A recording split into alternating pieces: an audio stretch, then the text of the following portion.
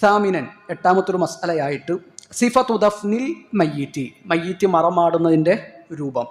അൽ മശ്റൂഉ തഅമീഖുൽ ഖബ്രി ഇലാ വസതിർ റജുൽ.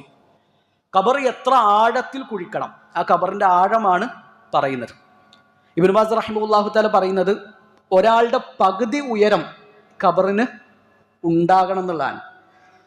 ശരിക്ക് അള്ളാഹുവിൻ്റെ റസൂൽ സല്ലല്ലാഹു അലൈഹി വസല്ലമയിൽ എന്ത് വന്നിട്ടില്ല, ഒരു നിശ്ചിതമായ കണക്ക് വന്നിട്ടില്ല.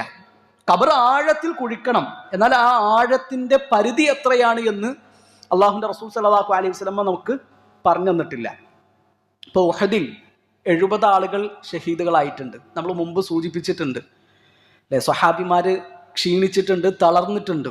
അപ്പോൾ 70 ആളുകൾക്കും ഖബർ കുഴിക്കുക എന്നുള്ളത് ചെറിയൊരു സംഗതി അല്ലല്ലോ.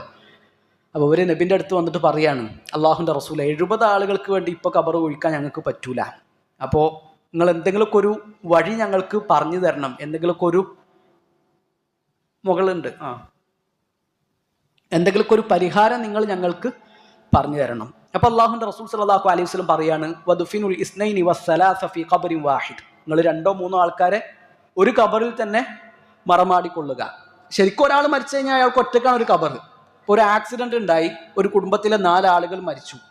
ആ 4 ആളും കൊണ്ടുപോയിട്ട് ഒരു ഖബർ കിടത്തല്ല വേണ്ടത്, 4 ആൾക്കും 4 ഖബറുകൾ വേണം. അതാണ് അടിസ്ഥാനം.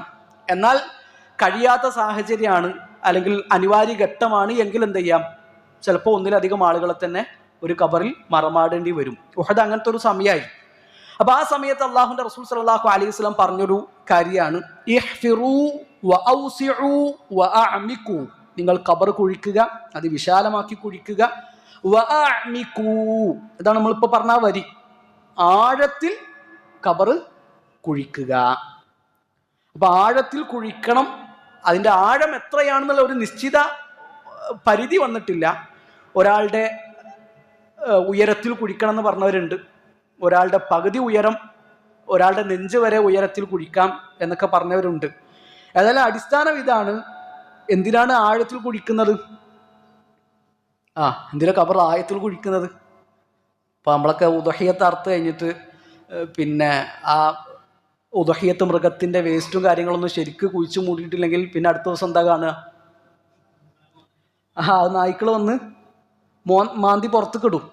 അപ്പോൾ മയ്യിത്തിനെ നായ്ക്കളും അതുപോലെ തന്നെ വന്യജീവികളൊന്നും വന്ന് മാന്തി പുറത്തേക്ക് ഇടാതിരിക്കാൻ, അതുപോലെ തന്നെ അതിൻ്റെ ദുർഗന്ധം പുറത്തേക്ക് വരാതിരിക്കാനൊക്കെയാണ് ആഴത്തിൽ കുഴിക്കണമെന്ന് പറയുന്നത്.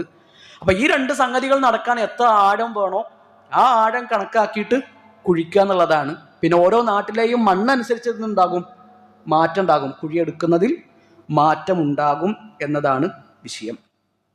അപ്പോൾ അതാണ് ഒന്നാമത്തെ ഒരു സംഗതി, മയ്യിത്തിൻ്റെ ഖബറിൻ്റെ ആഴം.